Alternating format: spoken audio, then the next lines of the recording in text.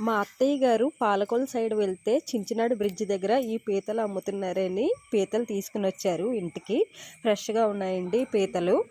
ఈ పీతలు బాగు చేయడం అంటే నాకు చాలా భయం అండి. ఎందుకంటే ఇవి పట్టుకున్నాయంటే అంత ఈజీగా వదలవు కాబట్టి ఆల్మోస్ట్ ఇంకా కట్ చేసేస్తాయి మన స్కిన్ని. గణేష్ ఇక్కడ ఏంటో టక్క టక్క సౌండ్ వస్తుందండి పీతల్లోనే. చూడగా నోరు తెరిచి ఏడుస్తున్నాయి. అయ్యో ఏడుస్తున్నాయో పీతలు. అందుకని చెప్పి మా వారు మొత్తం పీతల కాళ్ళన్నీ కూడా విరిచేసి నాకు ఇలా బాగు చేసి ఇచ్చేసారండి. ఎందుకంటే నాకు పీతలు చేయడము అంటే కొంచెం కాళ్ళు అవి విరిచేస్తేగా నేను చేయలేను. మొత్తం అన్నీ విరిచేసి ఇచ్చేసిన తర్వాత నేను ఇలా డిప్పలు తీసి ఇలా నీట్గా క్లీన్ చేసేసుకుని ఒక 4-5 టైమ్స్ వాష్ చేసేసుకొని నీట్గా ఒక గిన్నెలోకి తీసేసుకున్నానండి. ఇప్పుడు ఈ కర్రీ ప్రిపరేషన్ ఎలాగో చూసేద్దాము. సో నా ఛానల్ మీరు ఫస్ట్ టైం చూస్తున్నట్లయితే please subscribe to my channel, like చేయండి, షేర్ చేయండి అండ్ కామెంట్ ఆల్సో.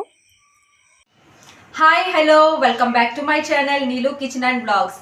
ఈరోజు నేను చేసుకునే రెసిపీ ఏంటంటే పీతల కర్రీ అండి. నాకు ఇది చాలా ఫేవరెట్ కర్రీ. పీతలు నిన్న రప్పించుకున్నాను నేను ఎలాగైనా ఈ కర్రీ వండుకోవాలని చెప్పి.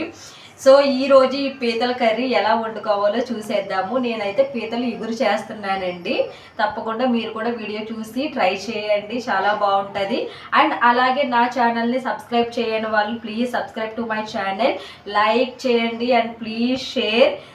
సో ఇప్పుడు ఈ పీతల ఇగురు ఎలా చేసుకోవాలో ప్రిపరేషన్లోకి వెళ్ళిపోదాము. దానికోసం ముందుగా ఏమేమి కావాలో చూసేద్దాం. సో ఇప్పుడు ఈ కర్రీ వండుకోవడానికి ఏమేమి కావాలంటే పీతలండి ఇలా క్లీన్ చేసి పెట్టేసుకోవాలి. ఈ పీతలు ఇలాగ కొంచెము మీడియం సైజ్ పీతల్లా ఉన్నాయి ఇవి. ఈ పీతలు తీసుకుని క్లీన్ చేసి పెట్టేసుకోవాలి. అండ్ ఇందులోకి సాల్ట్,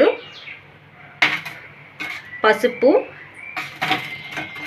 కారం అండ్ అలాగే కొద్దిగా చింతపండు కూడా నానబెట్టి పెట్టుకోవాలండి. ఇందులో కొంచెం చింతపండు పులుపు వేస్తేనే బాగుంటుంది. అండ్ హోల్ గరం మసాలా దంచి పెట్టుకోవాలి. జీలకర్ర, ఇలాచి, లవంగ మొగ్గలు, చెక్క, జీలకర్ర తీసుకున్నాను. అండ్ కొద్దిగా ధనియా పౌడర్ కూడా వేసుకోవాలి. అండ్ అల్లం వెల్లుల్లి పేస్ట్ చేసుకోవాలండి.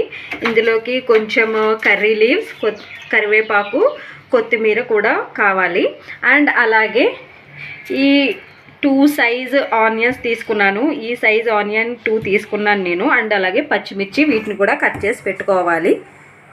ఇప్పుడు తీసుకున్న ఆనియన్స్ని కొంచెం చిన్నగా చాప్ చేసేసుకోవాలి. నీట్గా కట్ చేసి పెట్టేసుకుని మీకు పచ్చిమిర్చి కూడా తీసుకున్నాము. పచ్చిమిర్చి కూడా కట్ చేసేసుకుని మొత్తం అన్నీ కూడా కొంచెం చిన్నగా కట్ చేసుకుంటే మనకి గ్రేవీ బాగా వస్తుంది. ఇలా ఆనియన్స్ అన్నీ కూడా కట్ చేసేసుకోవాలి. ఆ తర్వాత ఆనియన్స్ కట్ చేసేసుకున్న తర్వాత అల్లం వెల్లుల్లి పేస్ట్, గరం మసాలా కూడా దంచి పెట్టుకోవాలండి. ఇలా చూపించిన విధంగా మొత్తం ఆనియన్స్, పచ్చిమిర్చి కూడా కట్ చేసేసుకున్నాను. ఇప్పుడు తీసుకున్న అల్లం వెల్లుల్లి పేస్ట్ కూడా వేసుకుని దంచి పెట్టేసుకున్నాను. అంటే నాకు ఫ్రెష్గా చేసుకుంటే ఇష్టమండి అల్లం వెల్లుల్లి పేస్ట్, టేస్ట్ బాగుంటుందని చెప్పి నేను ఇలా రోట్లోనే దంచి పెట్టుకుంటాను, లేదంటే నూరుకుంటాను. మసాలా కూడా దంచి పెట్టేసుకోవాలి. సో ఇప్పుడు ముందుగా ఇలాంటి ఒక బాండీ తీసుకుని స్టవ్ ఆన్ చేసి ఇప్పుడు ఈ బాండీ పెట్టుకోవాలండి.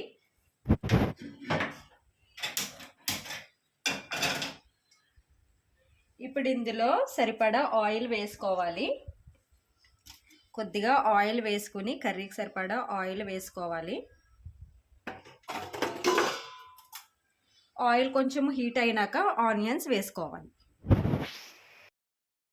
ఆనియన్స్ వేసుకున్న తర్వాత ఇవి కాస్త బాగా ఫ్రై అవ్వాలండి.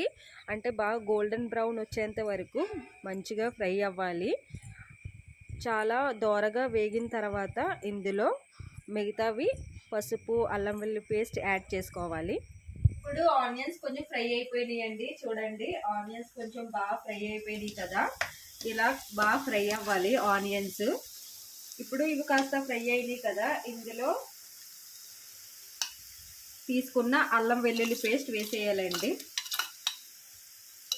అల్లం వెల్లుల్లి పేస్ట్ వేసేసుకుని బాగా ఫ్రై అవ్వాలి. ఇది అంటే పచ్చివాసన పోయేంత వరకు ఈ అల్లం వెల్లుల్లి పేస్ట్ను కూడా బాగా ఫ్రై చేసుకోవాలి.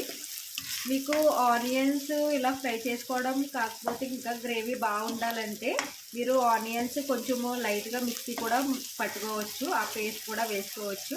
నేనైతే ఆనియన్స్ని ఇలా డైరెక్ట్గానే ఫ్రై చేసుకున్నాను. ఇప్పుడు అల్లం వెల్లుల్లి పేస్ట్ వేసేసుకున్నాం కదా, ఇది కొంచెం పచ్చివాసన పోయేంత వరకు ఫ్రై చేసుకుని,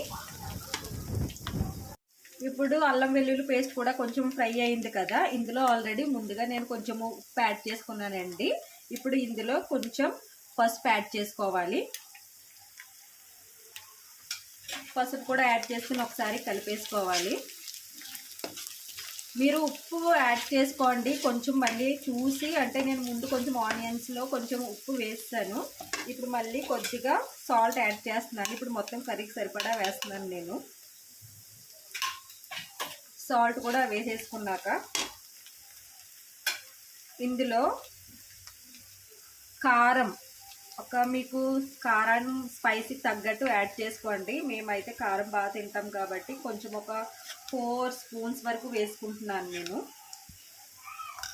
కారం కూడా వేసాక బాగా కలిపేసుకుని ఇవన్నీ కూడా బాగా మిక్స్ చేసుకోవాలండి. ఇప్పుడు ఇది బాగా కలిపేసుకున్నాక ఇందులో ఇప్పుడు మన పీతలు వేసేయాలి. మనం తీసుకున్న పీతలు ఇందులో యాడ్ చేసేయాలి.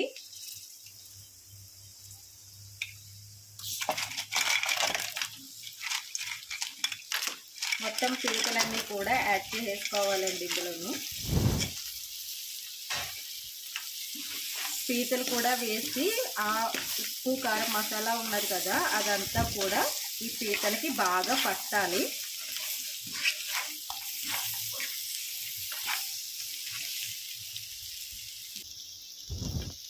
ఇప్పుడు ఇది బాగా మిక్స్ చేసేసుకున్నాం కదా, ఇప్పుడు ఇందులో కొద్దిగా వాటర్ యాడ్ చేసుకోవాలండి.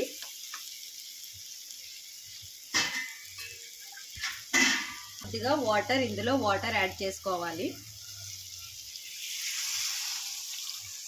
ఇలా వాటర్ యాడ్ చేసుకొని ఇందులోనే కొద్దిగా కరివేపాకు కూడా యాడ్ చేయాలి. ఇవన్నీ యాడ్ చేసుకుని ఇది మళ్ళీ ఒకసారి ప్రాపర్గా కలిపేసుకొని మూత పెట్టి మగ్గనివ్వాలి. ఒక 10 మినిట్స్ స్లో ఫ్లేమ్లో పెట్టేసి మగ్గనివ్వాలి.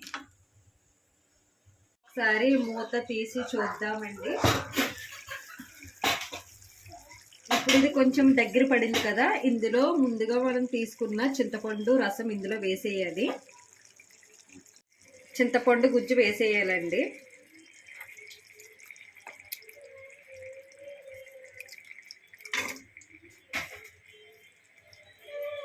చింతపండు గుజ్జు వేసేసిన తర్వాత దీన్ని కూడా కొంచెం కలుపుకోవాలి.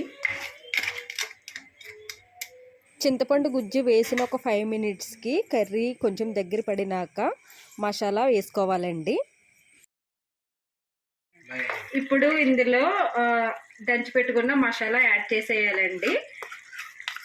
కొంచెం మసాలా యాడ్ చేసిన తర్వాత ఇందులోనే కొద్దిగా ధనియా పౌడర్ కూడా యాడ్ చేసుకోవాలి. ఇవన్నీ వేసిన తర్వాత మళ్ళీ ఒకసారి కలిపేసుకోవాలి.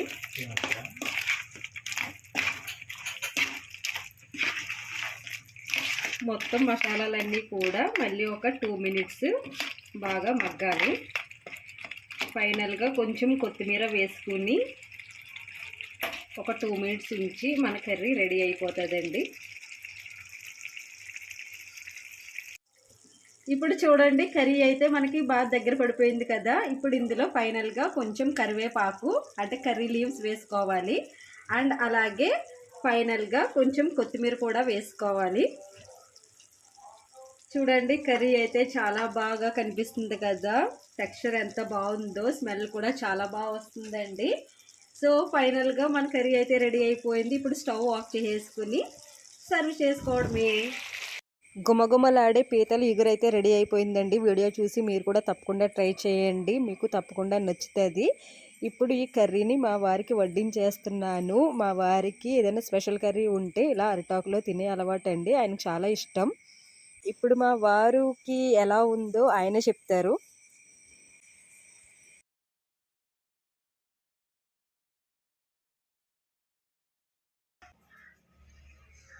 ఎలా ఉంది చెప్పు, ఎలా ఉంది చెప్పు. సూపర్, బాగుంది. చాలా బాగుంది. సో మా వారికి కూడా చాలా బాగా నచ్చిందంట కర్రీ. ఆయనకి ఫేవరెట్ కూడాను పీతల కర్రీ. మీరు కూడా వీడియో చూసి తప్పకుండా ట్రై చేయండి.